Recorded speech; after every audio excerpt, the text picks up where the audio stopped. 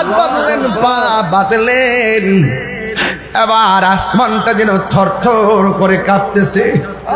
বাপ হইয়া সন্তানের গলার মধ্যে ছুরি চালাইবো, এটা পৃথিবীর ইতিহাসে নজির নাই রে, নজির নাই।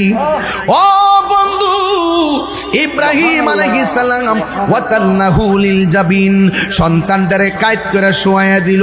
শোয়ায়া দেওয়ার পরে গলার মধ্যে ছুরি চালানোর পর চোখ দুইটা বান্দা, হাত দুইটা বান্দা, পা দুইটা বান্দা।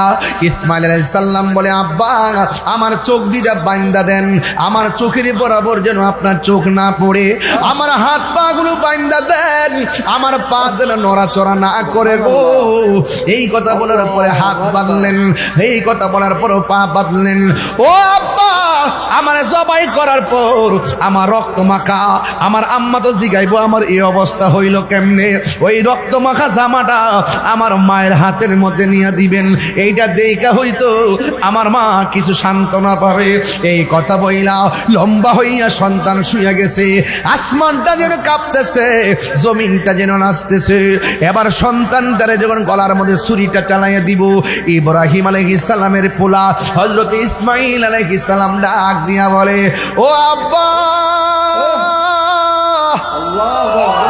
আমি বলছিলাম হাত বাঁধেন, আমি বলছিলাম পা বাঁধেন, আমি বলছিলাম চোখ বাঁধেন। এখন আমি আপনারে বলতে চাই, গলার মধ্যে ছুরিটা চালাইবার আগে আপনি একটা কাজ করেন, আমার চোখের বাঁধনটা খুইল্লা দেন, আমার পায়ের বাঁধন খুইল্লা দেন, আমার হাতের বাঁধন খুইল্লা দেন। কয় কেন রে ফুত, তুমি কি নড়াচড়া করবা না?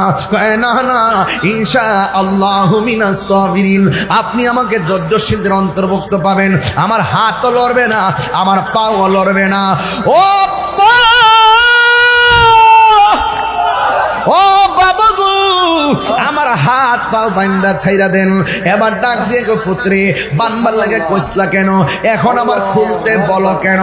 সন্তান ডাক দিয়ে কি, আব্বা আপনি যদি আমারে এখন হাত পাও বান্দা জবাই করেন, কিয়ামত পর্যন্ত মানুষ আপনারে কইব আমি জবাইয়ের মধ্যে রাজি ছিলাম না, আপনি আমারে জোর কইরা জবাই করছেন। এই জন্য আমি চাই না কিয়ামত পর্যন্ত মানুষ আপনাকে নিয়ে সন্দেহ করুক। ও বাবা, হাত পাও দুইটা খুইলা দেন।